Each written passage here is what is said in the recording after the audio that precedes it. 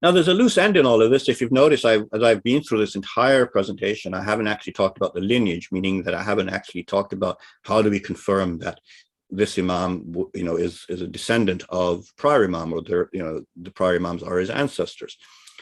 And that's because it's not really important, and it may be surprising because we're very fixated on this idea of knowing the lineage and knowing how do we confirm that so-and-so Imam is actually their descendant, especially through the gaps in history. And here's why that's important.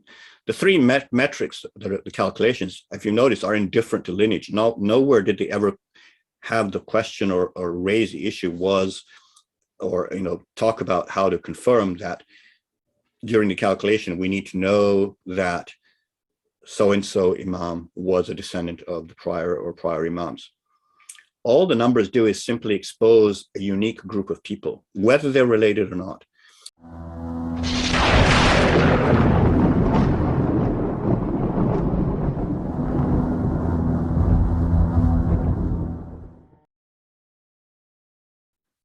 Okay, so we've come a long way, and now I'm going to give a summary of what I've presented so far so we can get it in a concise form and appreciate the big picture, as well as look at some of the implications going forward.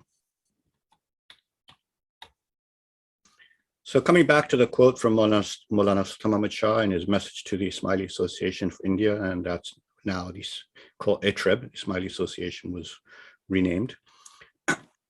And he said in 1956, the young Wazin should each try and find new arguments based on the discoveries in all branches of science for keeping the human soul and there's a mistake or typo in the original translation, but I think we can understand what he was getting at. For keeping the human soul connected with the ocean, to the ocean with the divine wisdom and power, something along those lines. But the key point here is quite clear. He's asking the young Wazins to use new arguments from science, all the discoveries in all branches of science, for helping our youth and our obviously more skeptical world that we were entering into, to keep our Jamat focused and having their conviction strengthened on the faith and not be undermined by science. On the contrary, what Hazram is saying here, Mullah Sultan Shah is saying, is that science will actually enhance our conviction rather than undermine it, as we're often told it does. And I discussed this right at the beginning with some examples from science, how that has actually happened. Now, the original initial part of the presentation, in the first part, I talked about the fact that faith has always been evidence-based. And that's not something that is normally understood, because we're always told to just have faith and believe. But however, the Quran and the Imams have insisted on evidence. Here are a few passages from the Quran on evidence. And Allah had said, those who disbelieve amongst the people of the scripture and the idolaters could not have left off erring until clear proof came unto them. So it's quite clear here that Allah is saying that those who were making mistakes in the matters of faith could not have left those mistakes and put those behind them until clear proof came to them, which means obviously faith was evidence-based. And then in another passage he says, thus did we show Abraham the kingdom of heavens and earth, that he might be of those possessing certainty.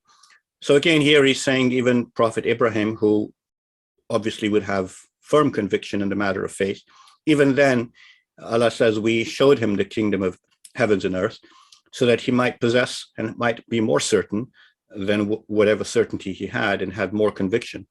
So again, Allah is saying that he provided evidence in order to overcome any doubts that believers or even the prophets had. Imam Mansour had said clearly that do not rely on opinions, but demand evidence. In those passages I cited from the book, from his book rather. Blind faith is rejected by Islam and Ismailis. The reason is because it doesn't need an intellect. If you're having blind faith in something, you don't need to have any evidence. You don't need to evaluate the evidence to see if it's right or wrong. You don't have to worry about whether you're right or wrong. You just have a feeling, and that's it. And you believe this, whether it's true or not, doesn't matter. You don't have to verify it. You don't need to use your reason or logic or anything at all. Just run, basically it's emotions and feelings. And Maulana Sultan Ahmad Shah along these lines said exactly that. He said he did not want somebody to be an Ismaili because his father was an Ismaili, And that's exactly what blind faith is. You're just following the faith because you're born into it. And of course, while you're a child, you'll be born into it and following it blindly. But as you grow older, you must come to the intellectual realization and satisfy yourself that what you're following is correct, and that requires evidence. Initially, in the early times, miracles were the intellectually satisfactory evidence until the Prophet. The miracles were presented, whether you believe them today or not, or whether they even happened or not, they were considered real at the time. And up until most recently, until, maybe in the last 1,000 years or so, they were accepted as evidence of faith. So the miracles themselves were the original evidence that was provided to put faith on an evidentiary basis. In the Prophet's time, that changed to some extent because he was asked to provide miracles, as the prophets in the past had done, and he said, no, you would just call me a magician. And today we might even dismiss miracles because we would assume science may explain something or other, because that's what we're told. Well, if we get enough science, we'll explain everything, which is another whole discussion, fallacy and discussion in itself. But miracles were provided as evidence. So I'm showing here that faith has always been evidence-based, and miracles were the original evidence. Today, some still believe them, which is fine, and some find them not robust. And so what happened at the Prophet's time, Allah asked the Prophet, when people started making faith claims, to demand evidence for those faith claims, and in the passages I cited from the Qur'an earlier. And that's when it started to change from being miracle-based to being knowledge or evidence-based in terms of information and knowledge. Now, since the Prophet's time, therefore, faith will rest on verifiable evidence and not trusting past miracles. And one of the reasons why intellect is stressed so emphatically, particularly in our faith, is because the intellect, will chew on knowledge. That's what it's going to be able to chew on and deliberate over. And if there is no knowledge if faith is not evidentiary based, then you don't need intellect and you don't need knowledge, and basically you're running with blind faith, as I said earlier. So let's take stock and see where we came from, where we went, and to see the whole journey and from the past to the future. So for 1400 years, the Nizari Ismailis have sought to confirm the Ismaili Imamat's authenticity and legitimacy, and I highlighted some of the books that are available here on the left, you can see. There are translations of works from our past dies, and the first book, the Shiite Imamat, is actually a book by Fatimid Imam Mansour, specifically designed to validate or argue the case for an Imamat. So it's not something new, it's something that's been in our tradition since the beginning. However, these traditional ways of confirming the Imam's legitimacy are subjective, and because they're subjective, not intellectually satisfying in a skeptical secular world that demands evidence for everything. All of these books basically just argue or deduce the necessity or existence of the Imamat from the Qur'an, from philosophy and logic, from the imperfect historical and lineage records.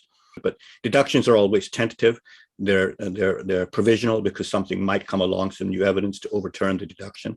Because a deduction is just an extrapolation from what you know to what you don't know, and what you don't know includes things that might overturn that extrapolation. The key point, though, deductions is that they do not demonstrate the Imams are a special group of people. What they do is argue that the Imams are needed, and this group of people are the Imams, but they don't actually show that the Ismaili Imams are something special in their own right, which it would be independent and objective evidence. If we could actually demonstrate the Imams are something special, then we have something unique. We're not relying on intellectual arguments. We've got some actual objective hard evidence to show that they are a special group of people. And that's probably their main downfall in terms of the current generation, or the current intellectual environment, because people are skeptical and they want more hard evidence, and that infers that they are, but doesn't actually demonstrate it. And the problem with the traditional approach is, especially those that are relying on historical records, and most of them all do in order to establish the lineage and so forth, is these weaken with time due to the inevitable decay of historical records. That's why miracles in the past are not accepted today, because they're very long ago. We don't know if the record's correct. We don't know if they've been reported correctly, or they've been exaggerated along the way. And similarly, the historical record of the Imams maybe have more gaps in them, and that creates problems. So they cause doubts, and that will continue to increase. Those gaps and those thinly documented eras will increase, because records get lost, they get corrupted, and the inevitability of historical records is to deteriorate over time. So that means that all of the arguments will start to weaken to some extent over time, especially those that are based on some sort of historical records to establish who exactly is the imamate and who is the line that constitutes that line. The philosophical arguments for the necessity of imamate are intellectual and abstract. They're timeless because you could make those arguments anytime. But to then specifically identify which group of people are the imams is traditionally dependent on the historical records. Now, signature in history, on the contrary, uses three objective metrics to confirm the positive, and confirm the positive means actually demonstrates that the imams are a special group of people rather than inferring it or showing that the imamate must be the legitimate authority of divine authority on earth, because other divine authorities are not, for some reason or other, acceptable. Well, signature doesn't need to get into those arguments, doesn't need to get into those tensions of pitting faiths against one against another. It just confirms a positive and says, here's the evidence to show that these Ismaili Imams are, in and of themselves and by themselves, a special group of people, and the numbers show that they could only come about due to some sort of divine intervention. So it doesn't need to rely on subjective matters. It doesn't need to rely on history. It doesn't need to try and disprove other religious offices and so forth. What the metrics do is identify a statistically impossible group of people who never abdicate their leadership nor disappear, despite continuous threats to them, their family, and the suffering of those who follow them. And basically, this is rather unusual, as I pointed out there, that they suffer tremendous danger, and those who follow them suffer tremendous persecution. Despite all of that, they never abdicate their leadership. And if they were a normal group of people, normal people would have abdicated sooner or later. And so that signature demonstrates the Ismaili Imams are a special group of people. And the unique thing about what these metrics do is, there are three metrics, and we'll summarize them shortly, is they strengthen with time, and they're insensitive to gaps and splits. So whereas the typical doubts created by gaps in the historical record or splits in the lines, the metrics are insensitive to those, and the numbers and the calculations and what they reveal isn't compromised by these deficiencies that normally sow doubts, the gaps and splits. But more importantly, over time also, the numbers strengthen because they're time-based, and they grow with time. The probabilities become more and more improbable the more time goes by, because the numbers just get bigger and bigger and bigger. So this is very nice, because whereas the historical record and the traditional ways get weaker over time, and we can expect time to go on for 10, 20, 30, 40,000 years, these records will go much weaker. We're only 1,400 years into the Imamate, whereas this signature now turns that around, and we have a more stronger method of validating or assessing the Imamate's authenticity that strengthens with time rather than weakens with time. And we should have that, because time is going to go on longer. We're only a very short period into the history of the Imamates. Hazrat Ahmad said in one of his firmans that I am only the 49th Imam. There'll be many more Imams to follow me. So we need something that's not going to get compromised by history. So let's look at the strategy here and the approach that was taken. And basically the approach was to establish baselines and then assess the Imamate against those baselines. And a baseline allows you to then assess what something is anomalous, is normal or not normal. So we have to establish some baselines, and the baselines three baselines were established, and then we assessed the baseline being what normal people would do, would happen in normal situations. And then we assess what is actually happening in the Ismaili Imamate against those baselines, and see if it's normal, it's within the, within what the baseline would you expect with the baseline, or if it's abnormal. And if it's abnormal, how abnormal is it? Is it just a little bit, which means it could be just a fluke, or is it excessively abnormal and beyond the possibilities of any chance? So the three objective and quantified metrics were whether it can be used to assess whether any claim to the Imamate as prophesied is authentic. And as prophesied is the definition of the Imamate that we follow, which is the Ismaili definition, and that was the prophesied definition with certain characteristics, such as the Imamate will never end. It's always a male heir, within the same family, and so forth. Another definition or another characteristic is it's a lifetime appointment. They won't abdicate, and so forth. So the three objective metrics, or these quantifiable metrics, allow us to assess anybody's claim to the Imamat. We can use these to assess the Imamat itself, the Ismaili Imamat, and other claimants to say, we are also the legitimate heir or a legitimate claimant to the prophesized definition of the Imamat. They might be an Imam in their own right with their own definitions, but we're concerned about whether they are what Ismailis call Imams, which is, I've called it the prophesized definition, or you can call it the Ismaili definition. So the first metric, called the annual hoax review, was quantifying their conviction. Despite all the dangers, they never abdicate their offices, or they never retire. And in the chart, as you remember, these were the 49 Imams, and all the red circles show, which are 24 of them, highlight Imams that were killed or almost killed or had assassination attempts at them. They were threatened and so forth. So you can see this, almost half of them have had some serious threats against their life. During the early periods, every single one had something, even on the side here, the Nurani family, this is Musa Kazim and so forth. And then in the later years, it still carried on. And then in the later years after that, after the Alamut period, they went into hiding because, again, it was risky. And every time they went into hiding, in these dotted lines, they came out. Immediately, they were put at risk again. So they went back into hiding, and then they came out. And then finally came out of hiding the last time. They went into Taqiyya, which is a way to preserve themselves. So it was very dangerous all of this time. There was no wealth as such. People say, oh, they're doing it for the fame and fortune and power or so forth. But until the Fatimid times, which is almost 300 years after the Imamate started, that was the first time there was some wealth. It's not that they were risking their lives thinking, okay, at some point we're going to get some wealth here from this. This is going to carry on, and we're going to run this hoax, and we're going to eventually get some wealth. They didn't know this was coming. And then after the Fatimid period, and that was a short period of 200 years where they had some wealth and some peace relatively, which is why there were a few green circles in that period. Then that collapsed basically for various reasons. And there was no wealth for almost 700 years until the modern era, when peace and wealth sort of came back. So during that whole time, they were at risk. They were afraid of being killed. They were in hiding. They were in Taqiyya. They didn't carry on during that 700 years between the Fatimids and the modern era thinking, oh, we have to continue this in order to, because one day we'll get some wealth. It doesn't make any sense. And so if you look at it, the 1400 years of the Imamate, for 1,000 of those years, apart from the 200 years of the modern era, let's say, and the 200 years of the Fatimid, for 1,000 of those years, they've been on the run, hiding, losing family members. And during this whole period, virtually continuously, Ismailis have been massacred and killed in large numbers right up until the 18th century, because they simply are following the Imams. So it's very dangerous for them, and it's very dangerous for the Imamate's family themselves.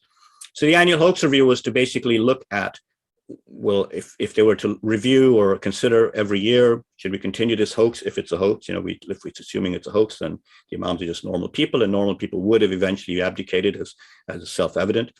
It quantified that to see, well, why don't they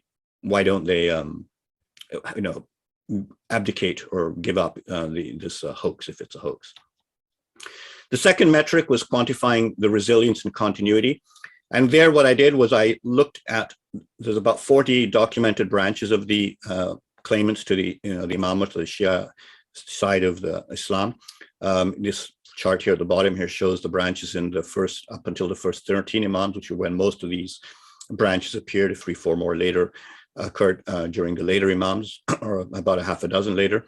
In total, there were 40, and these are from the historical records that are available today. There might be more, but they'll just be more shorter ones. And the point here was this data set of 40 show that the average length of the Imamates of the other, the non-Ismaili Imams on their lines was about 1.5 Imams, or somewhere in the order of between 0 and 5 Imams.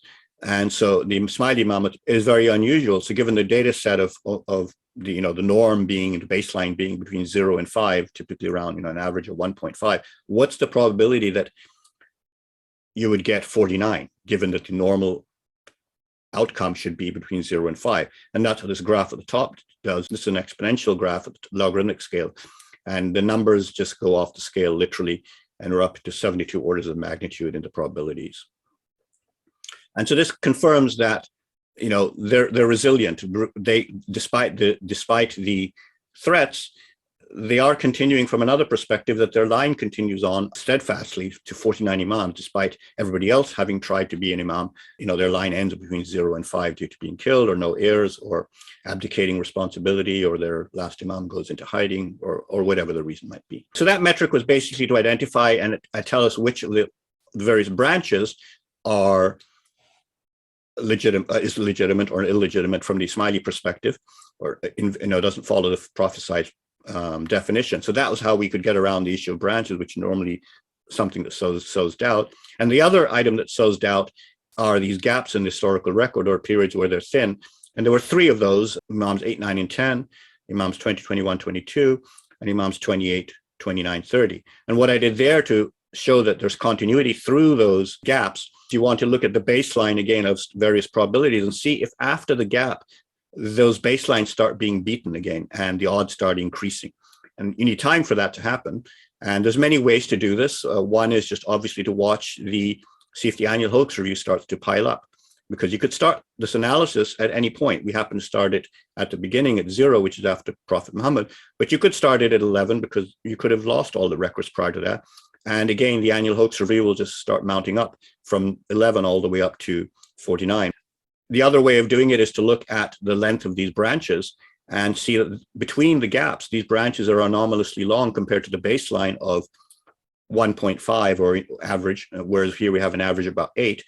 They should be between 0 and 5 typically. That's what the baseline shows. So, if we don't know if after a gap, if there's a legitimate Imam came out, or whether there's a usurper or a hoaxer who came out and the real Imam is at this question mark, hidden still in hiding. Well, we just need to wait, and we can now see, at the time it would be difficult to know, but you wouldn't have to wait very long, because the average again is around 1.5 generations or appointments, or 0 to 5. So if you just wait, you would find out, well, this Imam is now exceeding and beating the odds of what they should have. The length of the line is increasing, and it happens every time. So that's one of the methods that was used in this evaluation for what I call hazardiness, because what this metric does is show that the Imams are manifest. They don't hide for very long. As you notice, they hid and came back very quickly, as opposed to all the other Imams where there was hiding and they never came back permanently. The Ismaili Imams came back, and they've done this repeatedly, whereas in the other lines where the Imams went into hiding or occultation, they never came back even after 1,000 years. So the question is, if they're hoaxers, why they keep showing up in the Ismaili Imamat line and not in the other ones, because all of them were available for being hijacking if there's hoaxers coming out. So this basically shows that instead of sowing doubts, it shows the gaps in the historical record are really irrelevant. All they are small periods where the Imams hid legitimately due to persecution and danger. And it's very straightforward calculation on a number of different ways to show that the Imamate continued through the gaps unaffected. And if you go back to the previous diagram here, you can see when did they hide, 8, 9, and 10, right after a period of 7 red dots, which means it was very dangerous. So they went into hiding. Well, that's normal. Why wouldn't you expect that? When they came out of hiding, they immediately back into danger, but they didn't go into hiding. They eventually founded the Fatimid Empire, had some relative peace, so still having some danger even during that period. It eventually got too dangerous, and as we know, the Fatimid era collapsed. They went back into hiding. Well, what's unusual about that? And the moment they came out of hiding here at 23, immediately they were back in danger and their lives were at risk and so forth. So they went back into hiding again. And this is perfectly normal, rational behavior, nothing unusual. And then after, 3.3 Imams in hiding, they came out, and then they went into taqiyya this time rather than to, risking their lives, so they would be not as at risk, because they'd have to be discovered and found. Although even then they were still at risk. And then until the modern era, when they formally revealed themselves more openly and had some peace and stability at that point. So the gaps are nothing unusual. They're expected, and they happen. Even Hazrat Imam himself has said these are inevitable. They've happened in every office, which is a hereditary office, whether religious or secular. So based on 40 claims to the Imamate, that's these branches here. And if you go through, this is only up to Imam 13, but if you go further, there's about 40 different claims. And when you evaluate those numbers and calculate the probabilities, the odds that the line of 49 Ismaili Imams occurred randomly, because maybe it was just a giant fluke. Well, we can calculate those odds. And the odds for the annual hoax review, which is basically them continuing a hoax instead of after thinking about whether to continue it every year or not for 1400 years, was 10 to the power of 411, or it's like winning 51 Powerball lotteries in a row. The Powerball lottery is an American lottery which has about 300 million odds of winning it, and its prize money can go up to $500 million. So it's like winning 51 of those in a row, week to week. So you play it for a year and win it every week. The second metric, which was to quantify resilience, looking at the branches and how long they are, which is about their continuity of the line. The probability of getting 49 Imams in a row, whereas the norm being between 1 and 5, is 10 to the power of 77 we're looking at, or about 9 Powerballs in a row. And again, it's less than 51, but it's 9 is already, we're getting to the point where it's an impossible probability. And the third calculation, which is looking to continuity through the gaps, the gaps in history. And what the calculation there was showing was the probability that the Imams that came out of those 3 gaps are the legitimate Imams. The probability that they're not, rather, is 1 in 10 to the power 75th order we're looking at. So about winning 9 Powerballs in a row. So what we're saying there is we have extreme certainty that this level of certainty, like 99.9999 all the way down to 75 nines there, that it continued right through the gaps unaffected, or alternatively it's a 0.000007500% 0.025% chance that there are some usurpers or hoaxers came out of those gaps. And I'm not going to go into the numbers there, but that's what that third calculation is showing. So these probabilities are so inconceivably large that the line of the 49 Imams cannot possibly be a 1400-year hoax or a fluke, because all of these are coming from different angles. But even then, somebody might say, well, it might be, they need a little more absolute certainty, even though, as I discussed, absolute certainty is not possible. But we can go one better than this and remove the probabilities altogether. And I introduced the concept of specified information, and what that lets us do is, if you can find specified information, it allows you to conclude conclusively that a random event, which seems highly improbable, it has extreme improbabilities, is not random, but is actually intended. And that's why the probabilities are so extreme and so outrageous. If you recall, Dembski's discovery was of specified information. He was one to discover this, and it was explained as follows. It was a match between one improbable event and a pattern that we recognize from another that eliminates the event as a random chance. And how you can understand this is this concept. If you're having a roulette table and the ball is constantly falling on black 17, well, then the roulette wheel is either broken or it's rigged. But here's where the more interesting point is, when the ball is falling on a random number and it appears random to anybody, but some other gambler is always getting it right. Well, now we have a random event, which is the ball falling randomly on a number, or what appears to be random, and an external matching event, which is this gambler always placing his bet on the right number and the right color. So how would he know that? That is external information. And that's what Dembski's talking about, the match between one improbable event, which is the ball falling randomly on a number which we don't know, and a pattern we recognize from another. And that allows us to eliminate the random occurrence. He had some external information, and the two together tell us it's not random. And if you saw that after a while, you might think you got lucky the first time, you got lucky maybe the second time, 3, 4 times. But if he's still doing it like 10, 20 times later, you would say, okay, this is not normal here. And that's your baseline, which you should maybe win 1 or 2 times, not 20 times in a row. That pattern of him winning all the time is a specified information to tell you this random thing that looks random is not random. And that's very important, because we can use this concept to then remove the randomness of what might be, even though it's highly improbable, the probabilities of the Imamat, which I calculated earlier. So in our case, the random event is the Imamat unfolding as it has, despite the odds. So it's unfolded with 49, even though 49 Imams who've never abdicated over 1400 years, despite the pressures to abdicate. And the normal pressures would be to abdicate or stop the Imamat, because it's dangerous to your life, dangerous to your families, dangerous to your followers, and so forth. That's the random event. And another way of looking at it, the other random event is the line goes on for 49 Imams, when the norm for the other 40 attempts to hijack or claim Imamat were between 0 and 5 Imams. So why is Ismaili Imamat 49. It should have ended if it was normal, on an average 4, 5, 6, 7, maybe 8. If we're lucky, it'll maybe get to 10 or something. So that's another unfolding of the Imamat, which is appears random because, okay, maybe just by fluke it got to 49, but the odds are pretty outrageous. And the third one is to look through, going through the gaps. So we have the Imamat unfolding as it is. It looks random, if you want to call it random. The odds are pretty outrageous as we calculated. And so it's unfolding in that fashion. Now, the pattern is a specified information.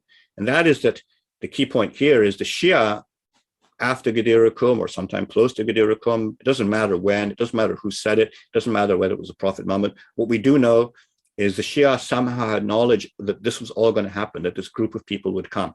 They would be, they would hold the Imamat and for a lifetime appointment. The Imamat would never end. It would continue going all the time, like it has for 49, instead of ending after 0 to 5, as the other Imams' lines have. Now, if you put yourself in their shoes at the time, if you were to say, my family is going to do X, Y, Z, and for the entire of posterity, they're always going to do that, you would say that's a silly. You can't make that claim. You have no idea even if your son's going to do that or your grandson's going to do that. There's no way you can make that claim, let alone for all time. It's a silly idea, and you'd laugh at it. But the Shia somehow had this idea, silly or not, they had the idea, and it's like somebody saying in advance, I'm going to flip 1,400 heads on a coin. Well, you'd immediately say, well, you've probably got a rigged coin. Well, here, they couldn't know that there was anything special about this line of people, only that somebody's making this outrageous claim.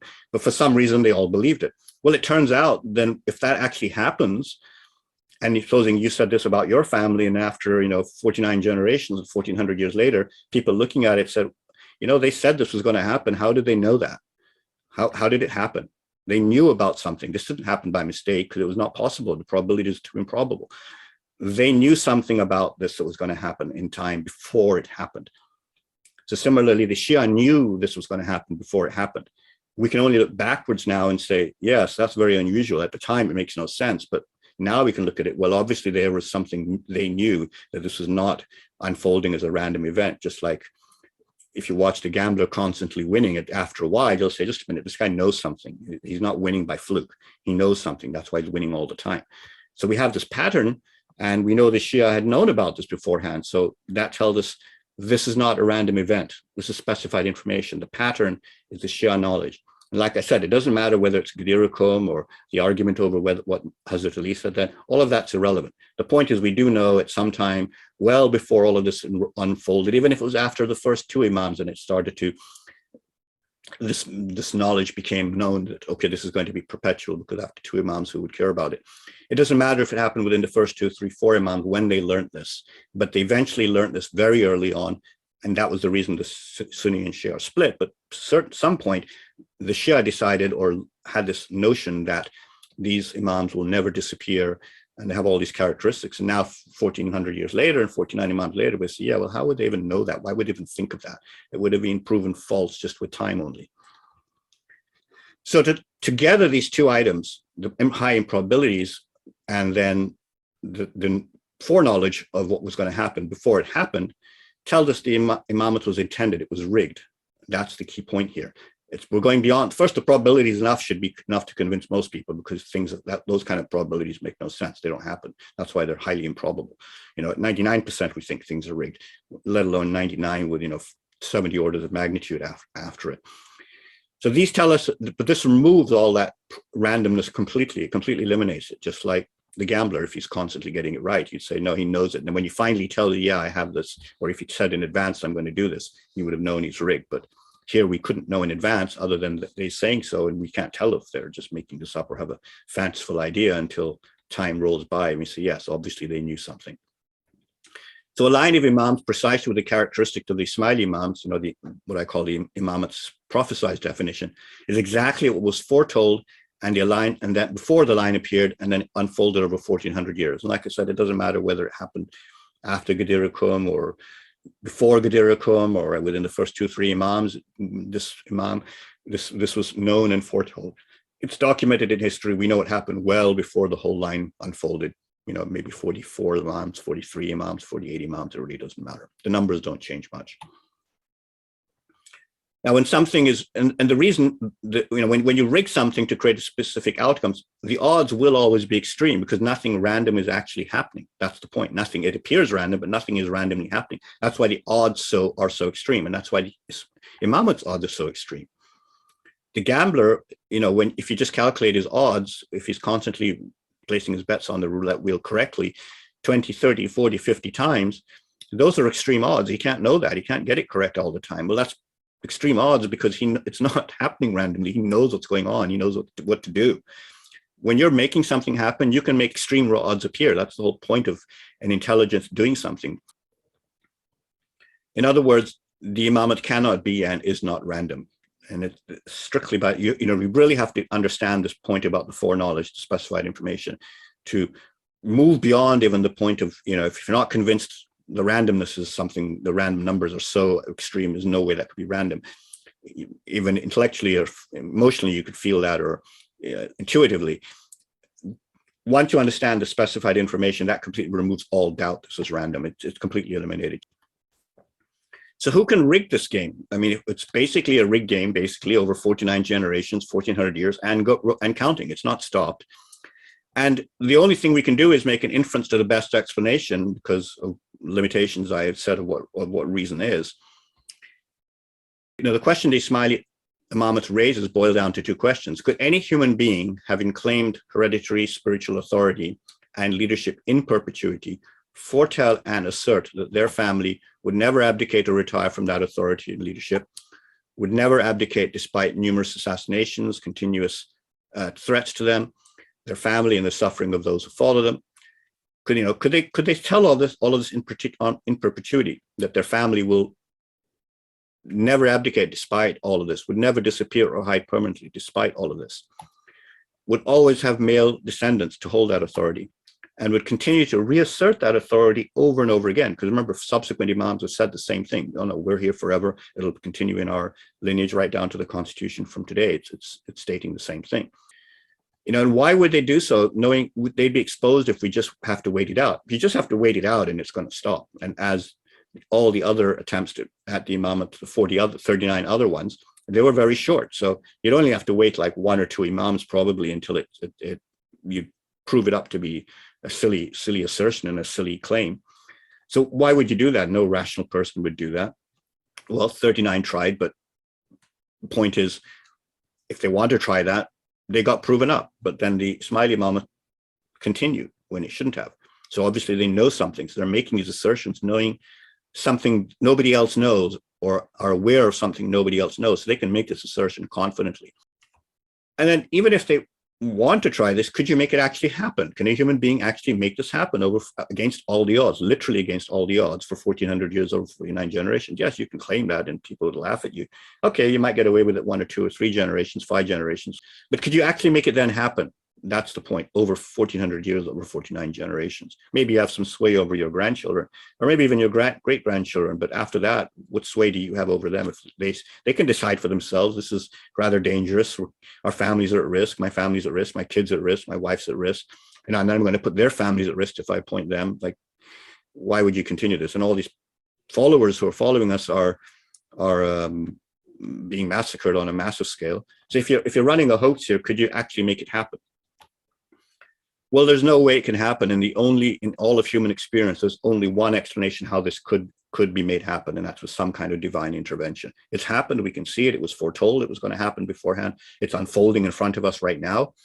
And there's only one explanation. And that's called the inference to the best explanation, because all we can do with things related to divine, finally, at the end of the day, is because Allah is above reason, is make the inference to the best explanation. We can't go beyond that, even though that's a deduction, but that's the only way we can get to finally make the final decision. There is no other explanation in human experience.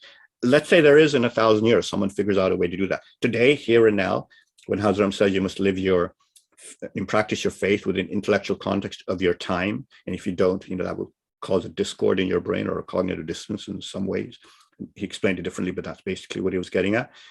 Here today, at our time, intellectual context of our time, is we have no way of knowing this is different. And it doesn't make sense to say, oh, well, maybe in the future they'll figure out a way that it couldn't be divine intervention. Well, that's not the way you do things. You don't get on, you don't avoid getting on an airplane because you think maybe it'll crash. That's not the way we live our lives. You don't say we're not going to get on this elevator because maybe it'll crash too. You don't live any part of our life with a maybe in the future something, and we stop doing something normal. So similarly here, there is no other explanation. There's nothing even on the horizon to even contemplate that there's another explanation for other than divine intervention. So to throw it all out and throw away faith and everything that this shows, just because you want to maybe, is more really just an excuse to say, maybe you don't want to have faith and you're looking for a way out. Normally, there is no reason you have no reason to believe otherwise than this today. And I don't think there's ever going to be a reason otherwise than this. And that's because the numbers are going to get worse. And there's still no explanation in the human condition that can give you this. So it's not even about, it's the human condition which prevents this from happening. It's not that there's going to be something in the future. The human condition just does not allow this to happen. We do not know the future at this level, and we can't make the future, control the future at this level. The future is a hard boundary between us in our everyday lives. It's a hard boundary. It happens, and we have no control over it beyond a little bit short periods.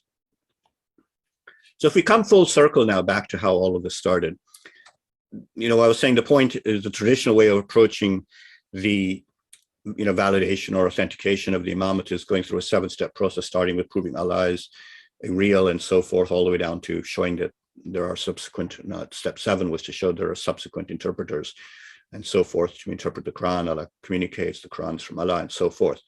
And I said, let's ignore all of that. Let's just reframe the entire question down to this one question. Does Allah want us to know his uncorrupted message? And the issue here was not intellectual corruption of the scripture, in terms of, that's not textual corruption, but when we interpret it or listen to it, we will intellectually corrupt it because we'll misunderstand it. When we talk about uncorrupted message, what we want is the information, the knowledge that Allah is wanting to give us, and that is independent from the corruption or uncorruption, the integrity of the scripture, the words and letters of the text, to make sure nothing's missing, nothing's been edited, nothing's been cut out. So the issue is not about worrying about corruption of the text, it's about corruption of his message, and the message is different from the text.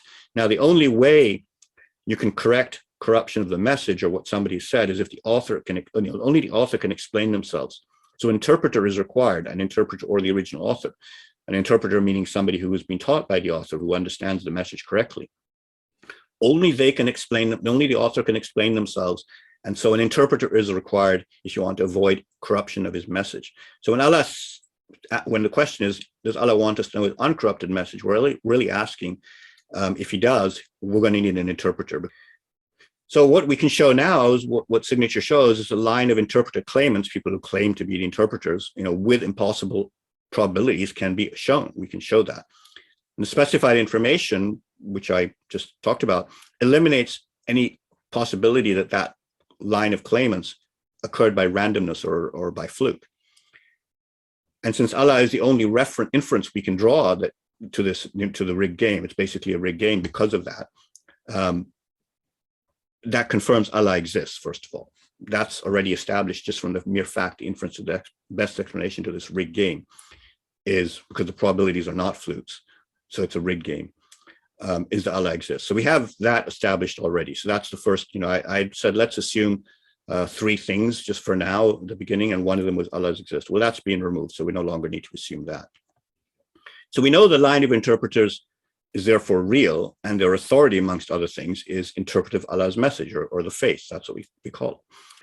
So since they're real, we can now say that Allah does intend that we know his uncorrupted message, because we have this line of interpreters. Well, what are they interpreting?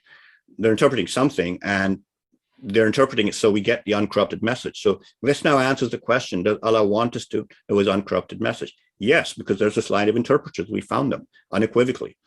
Now, since Allah's message comes from Allah, obviously, these initial conditions I had are by definition also confirmed too. I said, let's assume to begin with, Allah communicates with mankind and the Quran is from Allah. Well, we have a line of interpreters. They're obviously interpreting Allah's message. So obviously Allah communicates with mankind, and the communication we take is the Quran. And so obviously the Quran is from Allah. But even all of these don't really matter. The point is we have Allah confirmed, we have the interpreters confirmed, we have a message being interpreted by the interpreters coming from Allah. All the rest in the middle is just filler material to try and help understand the processes involved. It communicates, the Quran is from Allah and so forth, how it was, whether there was textual corruption or not. All of that is interesting, but is not really important. We've gone from 1, which is Allah exists, to number 7, which there is this line at number 6 and 7. There is a first interpreter and a line of interpreters, which tell us there is a message. Allah wants us to have his uncorrupted message. He just sent a message. So now let's pay attention to what it is. And the people who are interpreting that, we can show definitively, we're not a fluke. They are here, they're real, and they're an abnormal phenomenon in nature. And that phenomenon is abnormal because it's not a fluke. So let's take a look now at the whole concept of prophecies and miracles, because in some sense, we have a prophecy where they were saying, we have this prophecy saying that these people will come, this line of Imams, they will never abdicate, etc., etc. And in some sense, it's a miracle because it's breaking the laws of nature. We've got this anomaly away from the baselines. So let's look at prophecies and miracles, because we are touching on both of those in this entire situation here. The Imamat is a bit of both. Now, typical prophecy means such and such event at such and such time. And typical miracle, our miracle typically means it's some sort of break in the nature's law and order, the baseline, and the miracle is some anomalous outside of that. Now, the problem with both of these are they're usually, the prophecies are usually a vague description of an event or a time, and it's typically open to interpretation. And that's one of the reasons why prophecies are not always taken seriously. And you have people like Nostradamus, and they're constantly making prophecies. And yeah, but as they say, even a broken clock is right twice a day. So unless somebody is consistently making the prophecies and they're coming out one after another correctly, they're usually, you can be lucky once or twice, and often even then it can be open to interpretation what was actually said or prophesied, because the event is not precise, the time is not often precise, and so forth. Now, the problem with miracles is only those present at that time can act as witnesses. Everybody else has to trust them, because only those there at the time are the actual witnesses to say, yes, this actually happened. Other contemporaries must trust the witnesses who were not present. They'll come back and their families and they'll tell them, oh, I was there, and this thing happened, and amazing. And the others would say, okay, well, we trust you because you're a family or whatever. And after that, the rest of us in time must just trust historical record, which, as I mentioned, it weakens over time. We know that. And even today, we might think things are robust and firm, but they're not. They're changing all the time just because of the internet and massive printing and so forth. Books are still lost. I challenge people to find books printed just 70 years or 100 years ago, or newspapers, and they're lost, they're gone. It's only a few places where they're keeping archives of such things. Do they retain them? And then those archives can get destroyed in fires and so forth. It's just part of the human condition. Historical record will never be perfect. And so we're required to trust these to authenticate a miracle or a prophecy that happened. Now, the Imamat is different because it is both a unique prophecy and a unique miracle. And why is that? Well, first of all, it's a precise, verified, agreed upon description. As a prophecy, we know exactly what it is. It's precise. It's this particular line of people. They have a very clear description and characteristics. They will never abdicate. They will continue for all time. So it's very, very precise. It's verified. It's agreed upon. We know what it's saying, and the Imams have repeated it over and over again. So we're very clear about what the prophecy is and what the miracle is. Now, as a miracle, it's perpetually unfolding at all times, and it's testable by all in all times. Because if using the signature method, you can start at any point. As I mentioned in the very first early parts of the presentation, supposing I'm flipping a coin 2,400 times, and it's been coming up heads all the time. Well, there's something funny about that coin. But let's say you don't even know about the first 1,000. You started looking at me at 1,000 and watched the remaining 1,400 to the current date. And you say, well, that's good enough. That's ridiculous. You've got a rig coin there. That's pretty obvious. Similarly here, the numbers can be started at any point. Obviously, the further back you start, the bigger the numbers will be, the more unlikely they will be. The probabilities will be more improbable. You can start virtually any point and literally just have to wait it out. And anybody can run this calculation. You don't need to be a witness. You don't need to be present at the time. It's possible for all people in all times. They can now test this miracle. They can actually test it. Because most miracles happen, they've gone and they're finished. Now you have to rely on your memory, where this is not that way. It's testable like a scientific experiment or anything else in nature. You can actually start if you got a theory about nature, you can test it right now. Go and check your theory out against nature. It's right there. It's unfolding. The Imamat is similarly there. It's unfolding. You can test it right now. Got a theory, you can test it. It's reinforced by time because besides the specification, which tells us it's rigged anyway, the probabilities increase with time. So rather than being weakened over time, it's actually reinforced by time. So it's rather unique about it too. And it's not undermined by incomplete historical records. Their trust is not needed. So unlike the conventional approaches using prophecies, conventional prophecies, miracles, this one is rather unique, is that it's saying, again, it's not undermined by incomplete records. Historical records can be incomplete. The numbers don't, or it's insensitive to all of that. Trust is not needed. And here's the most interesting part. It's renewable by later Imams. Each time a successor is appointed, they've renewed the prophecy. What they're saying when they appoint a successor, an Imam appoints their successor, they say, watch my appointment successors. So even through the gaps, for example, what they're saying, the Imams before the gap make an appointment, and they're basically saying, my appointment and all of the successors, even if some of them may go in hiding, when they come out of hiding, you keep watching their successors, they will violate, or they do not say they'll violate, but they will, if you watch them long enough, the odds will start to get break away from the baseline in an extreme way. They will move away. So this is renewable. So the Imams are actually renewing the prophecy and the miracle by saying, oh yeah, you thought it didn't happen here. I'll tell you now, watch my successors. This is going to happen. If you're not sure it was said earlier, I'll tell you to you now. So every Imamat appointment is renewing the prophecy and the miracle. And some have actually declared it openly. They've said, this Imamat will continue and so forth. So what we have here is something rather special. It's a renewable, retestable philosophy of prophecy of a perpetual miracle. Now, how amazing is that? We normally can't retest, renew prophecies and miracles, and they're not perpetual. The miracle happens and it's gone, and that's it. If you were there, you watched it, lucky. Otherwise, you have to trust everybody else after that. Whereas this one's happening in front of you, you can test it for yourself. You don't need to trust anybody. So, and any Imam restating the Imamat's definition, as I said, creates a new prophecy, a new specification. That is a new specification, because they're now, even if it wasn't Hazrat Ali or Ghadir Qum at that point, the moment they announce this is what the Imamat is, you can just start from there going forward. It really, like I said, it really doesn't matter when the Shia knew that this was going to happen. They knew it before it happens. And every time an Imamat declares this is what the Imamat is, it's never going to end, et cetera, and sets out the characteristics, you can start from there and say, well, how did he know that? How could he say that? Because we watched his next 10 generations or 20 generations after that, and he was right. It's exactly correct. So it really doesn't matter when you start this.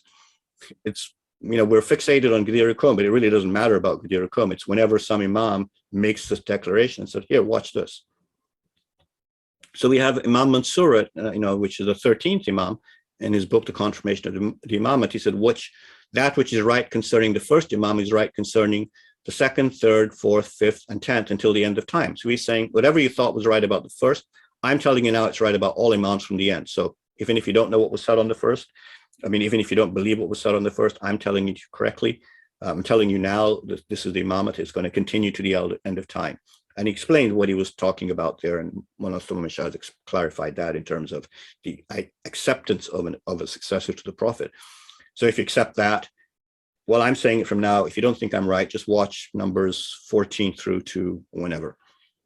And the numbers, you calculate those, and you say, well, how did he know that? How did he know this was going to happen? Because if I said that about my family, you'd say you're crazy. But if all of a sudden 49 generations, someone came back and said, well, how did he know that? You must have known something.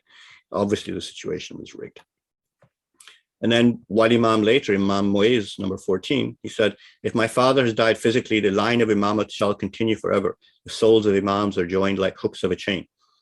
So there it is. So you'd say, oh, really? Okay, well, let's see. Oh, well, look at that. It turned out to be correct.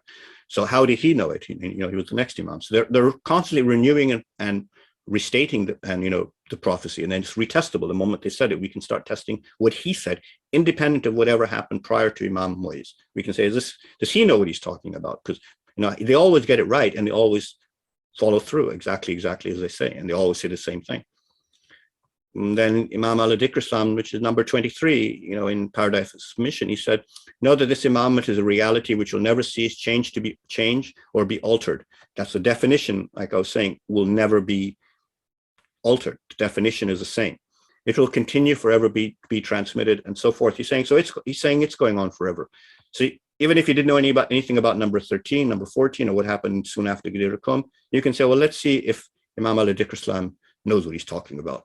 And you can run the numbers, and you don't need to run the numbers for 49. This whole approach could have been done 10, 15, 20 Imams ago. The numbers were already horrendous the moment we got into 20, 30 Imams, because the baseline was 1 to 5 Imams. It should have ended, because that's the normal situation on the from the other 39 branches.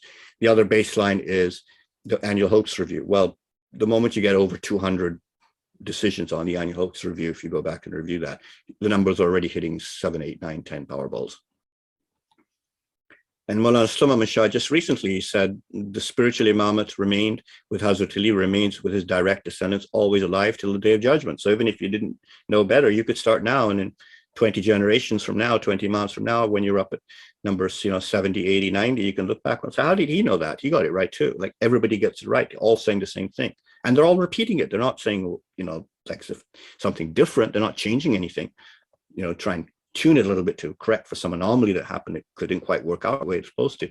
They have absolutely no doubts. They're just like, exactly like Hazram said in that quote, have no doubts. And that's not possible. Nobody can have no doubts at this level on such a situation. So scientific theories, the whole point of them is to make testable predictions about the future. Even Einstein, when he put his theory of relativity out, he said, well, if my theory is correct, you should eventually discover this, or you should discover this. It might not be possible at the time because instruments and scientific technology had not come to the point where they could measure that, but his theory had made these certain predictions, and he said, if my prediction is correct, you should see this, you should see this, you should see that. Well, the prophesied imamate is a definition. It predicts specific outcomes, like it's going to continue forever and so forth. They've defined it. And these outcomes can be tested. It's very simple. Time will tell us what's going on. We can test them like any other scientific theory. And the way to test the imamate's predictions and the imamate itself, its definition, is to simply wait it out. That's the first and only and best way, simplest way to test it. Now, of course, you can't test it today, but we've got 49 generations of past history to work with, so we can test it now. And here are 4 predictions I will now make about future generations can test about the imamate, because we're now in a position to make these claims, and we can see they're correct so far, and we have no reason to assume they won't be correct in the future, so they can test it. The Ismaili Imamat will never terminate and continue in perpetuity, and not because the Imams said it, because the numbers say it's going to happen, and the specified information showed somebody knew this was going on before it started, so we can make that claim. And we can test it in the future. I'll make that claim too now. The Imams could make the claim because they knew it. I can make it because I've got evidence now. New future branches will sprout, which is normal. Even Mullah Hazrat Muhammad himself said it's par for the course in terms of the human condition for hereditary office. And it's obvious they're going to happen. We think, we're living in safe times, modern times. The Noorani family is loyal, and it's sometimes inconceivable, but it doesn't mean that in 200, 300, 400 years, things won't change. They've changed many times in the past, so there's no reason to assume the human condition is anything different, and it will change in the future. So these will pop up. Hazrat himself is not concerned about that. He says they pop up. And rather than creating doubt, what I'm going to say is that those will serve as critical data points to confirm the authentic data line, because every time a new branch comes up, it's another data point, because it's going to end quickly. It'll be one more data point to show the authentic line is going on and on and on for 49, 50, 60, 70, and not ending shorter. So every time one pops up, it's going to end relatively quickly, and that's going to be a new data point. So rather than branches creating doubt, that's fine, let them come. They'll create some confusion while they're around, but then they'll end, and that'll be the end of the confusion, and there'll be more conviction and confirmation of the imamate line itself, the Ismaili Imamat.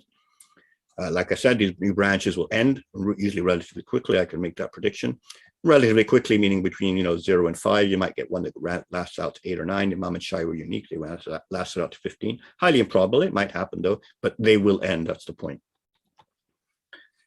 And new future gaps in historical record will also rise, just like new splits will rise.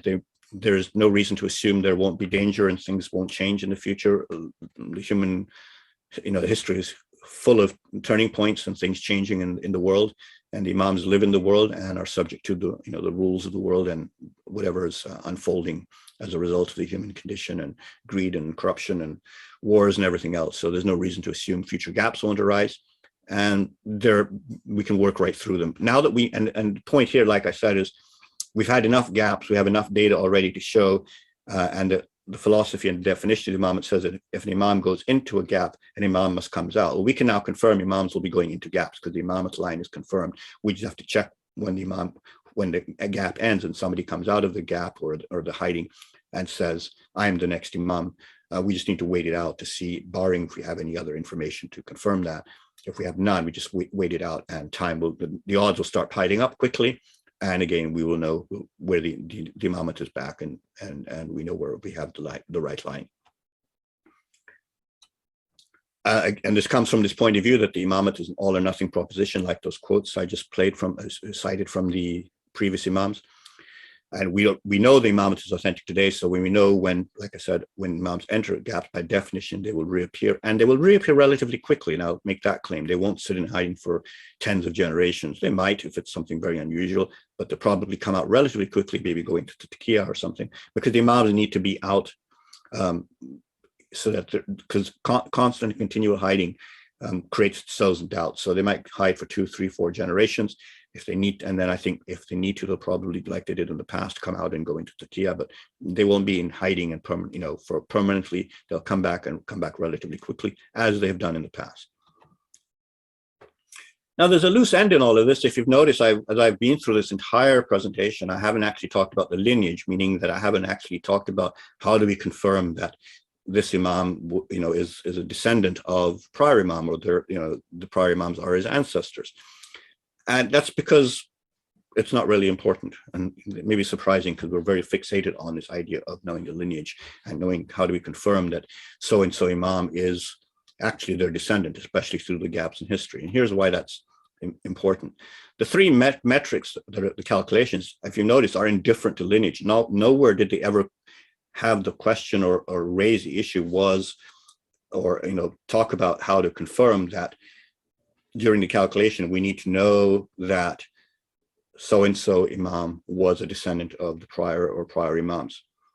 All the numbers do is simply expose a unique group of people, whether they're related or not. It's like, think of it this way, the Imamat, what ties them together is the Nur. That's our belief. So the issue is not whether they're related, is whether whoever's claiming the Imam has the Nur. And if they have the Nur, then they can, their appointments will continue to start breaking the odds. So it's similar to if I'm flipping a coin 1,400 times, let's say, and I'm getting always heads, and the issue is the coin, it's not me.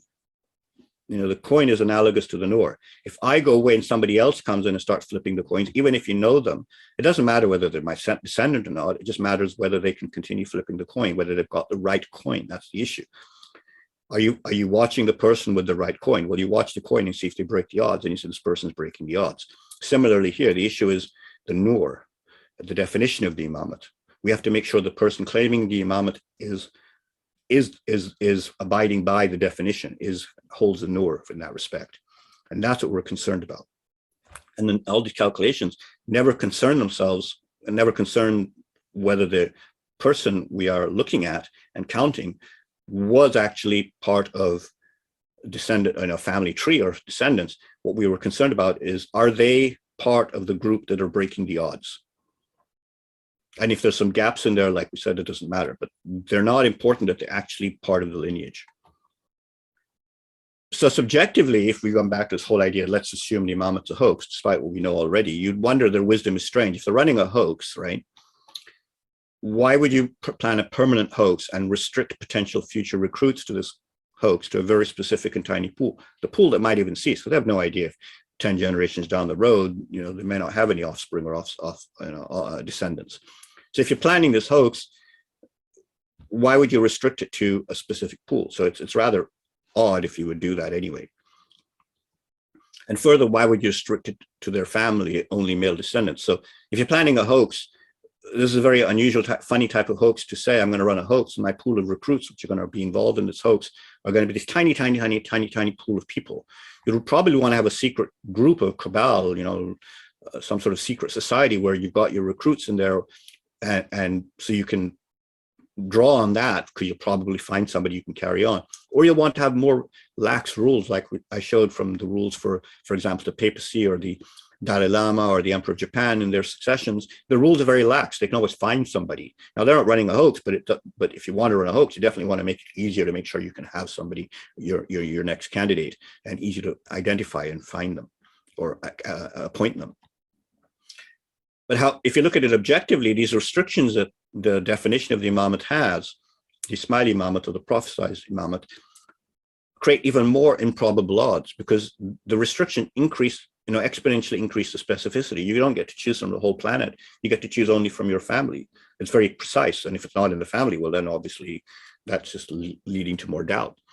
So, and this specificity obviously becomes more exponentially difficult or more precise as the world population increases, because your pool of your candidate, which is this family, is a much smaller fraction of the world population.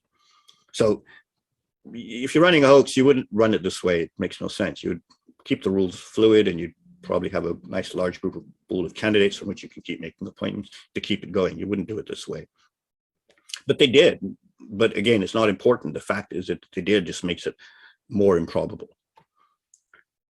But the lineage is important, has a critical role for the Jamat. That's the important point about why the lineage is important, that each Imam is a descendant from the previous one. The lineage makes it virtually impossible to usurp the Imamat, as the Jamat knows the pool of valid candidates is limited to the Imam's family.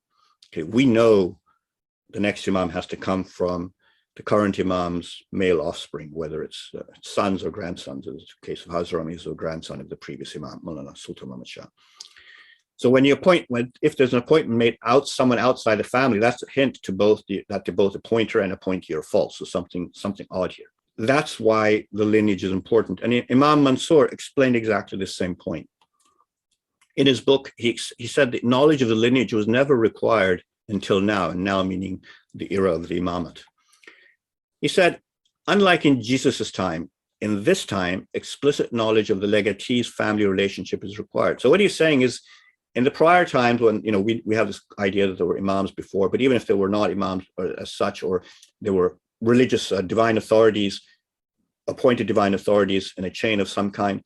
But he said, unlike in that time, today we need to know that the divine authority or the divine representative is a family relation, is part of a family relationship. It didn't need it earlier. That's the point. It's not actually needed. And the reason why it's needed today, he says, is due to the discontinuance of divine messages. So there's no more prophets coming to correct any mistakes or following the wrong paths, or somebody who's usurped the path or usurped the message and claimed leadership when they don't have it. So there's no more messages coming from Allah, and no more prophets to correct any problems.